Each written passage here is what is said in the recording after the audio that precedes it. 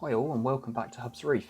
Now, it's been a couple of weeks since the last update, but I did promise I would do a video on what it is I dose to maintain my corals. So I get asked on social media a lot of the time what it is I dose to keep everything happy. Now, I don't do anything special, keep it fairly simple to be honest. I have an alk solution, a calcium solution and a magnesium solution.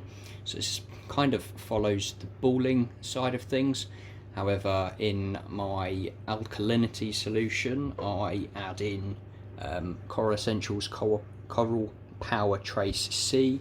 So in this is potassium iodide and sodium fluoride. So that gets added at a ratio of 2 ml to a litre. So I make up about 3 or 4 litres at a time just to keep me going. Because at the minute I'm on just short of 100 ml a day. So that's all what I add to my alk. My calcium solution, as you can see, this one's the calcium solution. To that I add Coral Power Trace A from Coral Essentials and also Coral Power Trace B. And Coral Power Trace A, it's got strontium and barium in, and Coral Power Trace B has iron, zinc, copper, manganese, chromium, cobalt and nickel. So that's what goes into the calcium. Now the calcium I'm pretty much at about 1:1. Obviously the dosing containers look slightly different in terms of how much volume, and that's just because the calcium is now starting to go down at the same sort of rate as the alkalinity. So that's probably about, I think it's around about 80-85 ml a day of calcium, so slowly getting there. I also have magnesium, which isn't on the doser yet. I do that manually at the minute once a day, and that's at 20 ml. I also, in the magnesium, I add Coral Power Potassium and also Coral Power Boron. So that goes into, and those are both from Coral Essentials again, and they both go into the magnesium. Another thing I add daily is a couple of drops of the Coral Power Iodine, which just keeps everything happy, keeps the health of the corals happy. Montiporas they're all iodine on all ICPs that I've ever had has always come back as being low, so I like to just a couple of drops of that a day. Obviously it's already in the Coral Power Trace B, I believe it is in, or C, one of the two. I think it's one of them. Yeah, sorry, it's in Coral Power Trace C, but I like to add just a little bit more. Another Coral Essentials product that I'm starting to use, which I've never used before, is the Coral Power Bacteria Food. So it says it's an essential concentrated carbon-rich food source for increased production of marine bacteria in all saltwater aquarium systems. Now I run more of quite a rich system in terms of nutrients, so my nitrates around about 25, between 25 and 50, and I mean my phosphate's always low, so when I say nutrient rich I just mean there's more nitrates than the average person.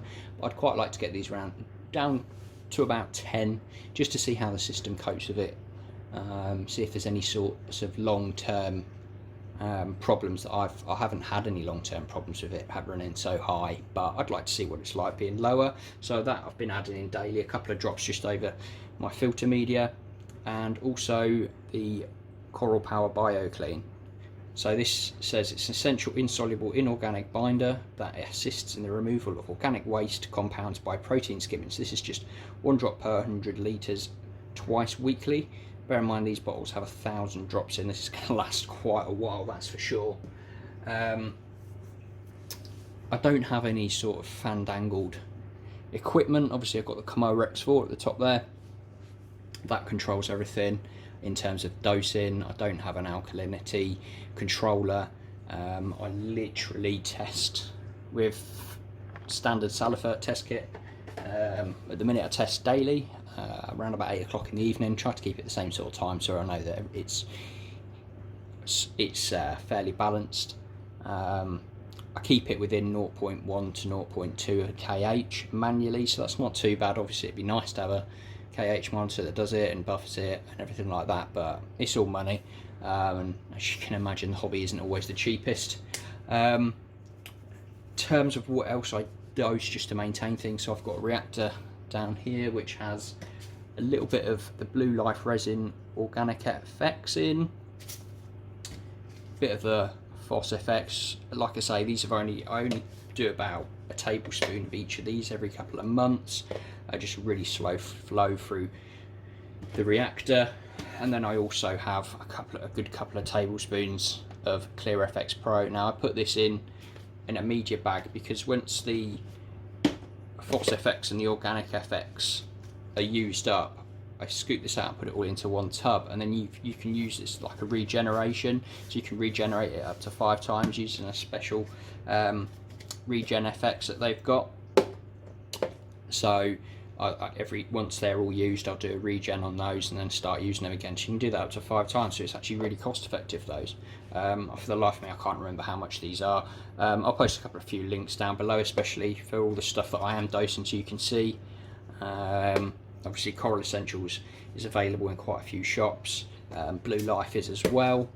If not, you can get it online.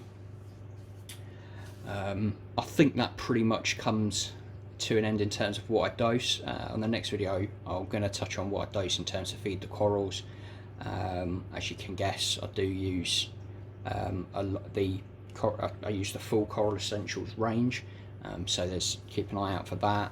I do use their coral food as well as some Reefroids, but that'll be in the next video. But I just wanted to touch on what it is I dose, how much I'm dosing, just for those people that do ask me the question and they can see. So thanks for watching, guys. If you like the video, please give it a thumbs up. Don't forget to press subscribe and the bell button so you don't miss any notifications. I'll leave some links down below to the social media pages, which is Hubs Reef on Instagram and Facebook. But until then, happy reefing, and I'll see you next time.